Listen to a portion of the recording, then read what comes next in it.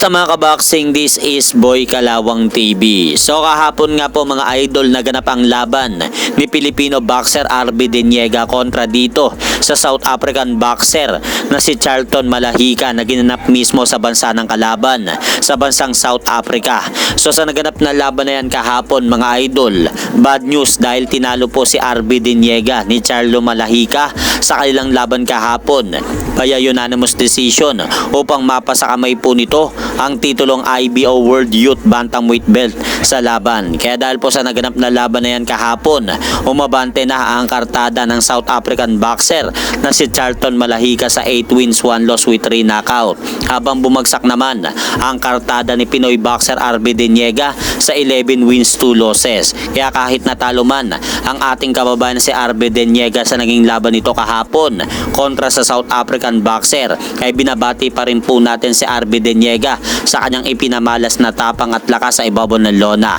At sa kabilang banda, bad news pa rin po mga idol dahil sa naganap naman na co-main event na laban na yan kahapon. Tinalo pa rin po ng isa pang pambato ng bansang South Africa ang isa pa nating Pinoy na kababayang boksingero na napalaban sa bansang South Africa kahapon na si Richard Garte. Dahil winasak lang po mga idol ng South African boxer na si Biyaben Sibanda ang ating kababayan sa loob lamang po ng 5 round ng kanilang laban matapos patulugi ng South African boxer si Richard Garte sa pamamagitan ng 5th round knockout sa kanilang naging laban kahapon upang mapasa kamay naman po nito ang titulong IBF International Minimum Weight Belt.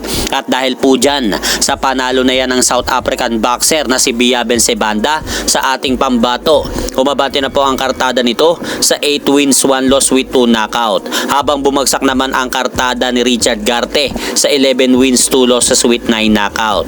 At sa kabilang balita naman, nakita po natin itong isang video sa Fight Hub TV mga idol na sumusuntok itong si former 2-weight undisputed world champion Terence Bud Crawford sa body gear na suot ng kanyang head trainer na si Brian Bo McIntyre. At dito sa video na ito, mukhang body shot po ang pinag-aaralan nila Terence Crawford at Brian Bo McIntyre na tatapos dito kay Canelo Alvarez sa kanilang mangyayaring laban sa darating na September. At hanggang dito na lang po muna ang aking update sa mga ganapan sa mundo ng boxing. At syempre mga idol, huwag nyo rin pong kalimutan pakisuportahan nyo naman po muna ang ating munting channel. Maraming salamat po.